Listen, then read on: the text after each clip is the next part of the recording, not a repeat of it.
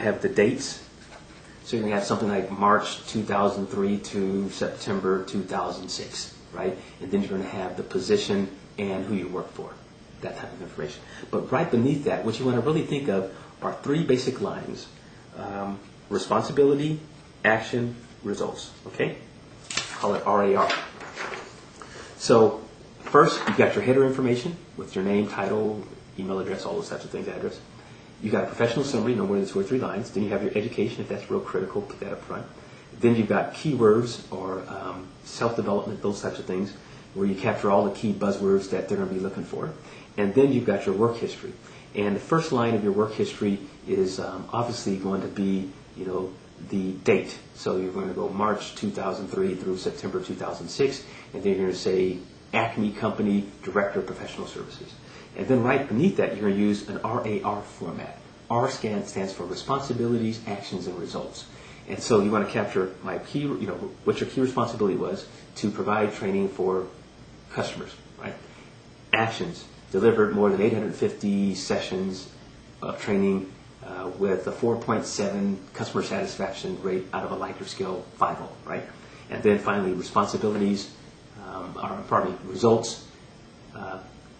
Due to increased revenue associated with sales delivery or with training delivery, was able to bring in 50% more revenue and reduce profit and increase profit margins by providing some training online, which reduced travel expenses, right? So those types of things. And then assuming you fill up your first page and you've got your additional work history, then the last thing you really want to capture, and again, this depends on the company you're with, it could be education, right?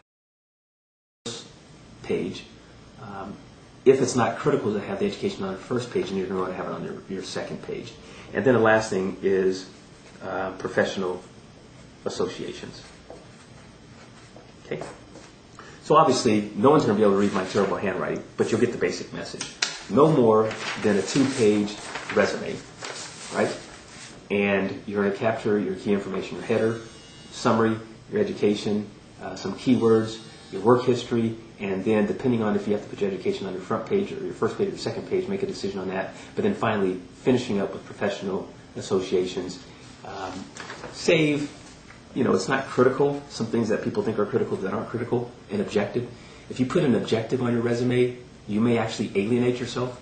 Someone may see the objective and think, oh, that's not the type of person that we want because they're showing that they're too rigid, and we need someone who needs to be more flexible and entrepreneurial. So sometimes it's not a great idea to put an objective. I almost never put an objective. I don't think I put an objective on my resume in the last probably 12 years, more than that, 15 years I think.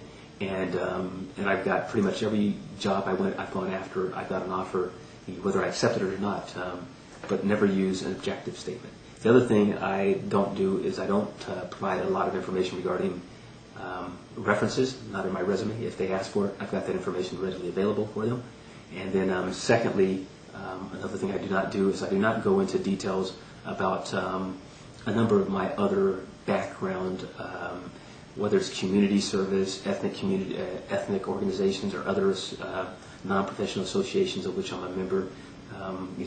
That I like to play basketball and skateboard. I mean, those types of things. I don't put that in.